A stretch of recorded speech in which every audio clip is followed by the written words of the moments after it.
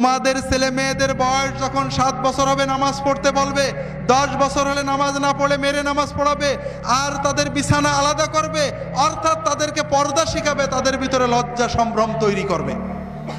হাজারিন, ছেলে মেয়েদের নামাজ শেখান। নামাজ না পড়লে শাসন করবেন, মারবেন, মেরে নামাজ পড়াবেন। তাদেরকে নামাজমুখী করতে হবে, ছেড়ে দেবেন না। ওই বিকালের আড্ডাগুলো বন্ধ করেন। বেশি বেশি টাকা কামাই করার জন্য 3 প্রকারের চাকরি বন্ধ করেন। অত টাকার আপনার দরকার নেই। আপনার বড় সম্পদ সন্তান, তাদের পিছনে সময় দেন, তাদের সাথে একসাথে খাওয়া দাওয়া করেন, বসে গল্প করেন। তাদেরকে বলে দেন, বাবা যেখানেই থাকবি আমার সাথে মাগরিবের নামাজ পড়বি। নামাজের পরে তাদেরকে পড়তে বসিয়ে দেন, তাদের সাথে গল্প করেন, খাওয়া দাওয়া করেন, তাদের সাথে বেড়াতে যান, বিনোদনে নিয়ে যান। আপনি আলাদা বিনোদন করেন না। সিনেমা দেখবি না, মা অমুক জায়গায় যাবি না, সার্কাসে যাবি না, আর আপনি বুড়ো হয়ে গেছেন, চায়ের দোকানে গল্প করছেন। কোথায় যাবে তা তো বললেন না, বলেছেন নাকি? ওই শাসনে কাজ হবে না। আপনি তাকে সাথে করে নিয়ে যাবেন কোথায় যেতে হবে। তাদের যদি নিয়মিত সাথে নিতে পারেন, ও কোনোদিনই অবাধ্য হবে না।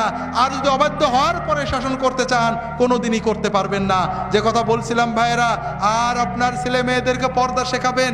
আল্লাহ তাআলা কোরআন কারিমে পর্দা ফরজ করেছেন, আল্লাহ রাসূল সাল্লাল্লাহু আলাইহি ওয়াসাল্লাম হাদিসে পর্দা ফরজ করেছেন। এটা মাওলানাদের বানানো কোনো জিনিস নয়, এটা কোনো মৌলবাদী উগ্রতার জিনিস নয়।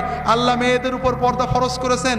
কোনো মুসলমান মেয়ে যদি বেপর্দা হয়ে বাইরে যায়, প্রতি সেকেন্ডে একটা করে জিনা করার মতো কবিরা গুনাহ তার আমলনামা, তার পিতামাতার আমলনামায় লেখা হতে থাকে।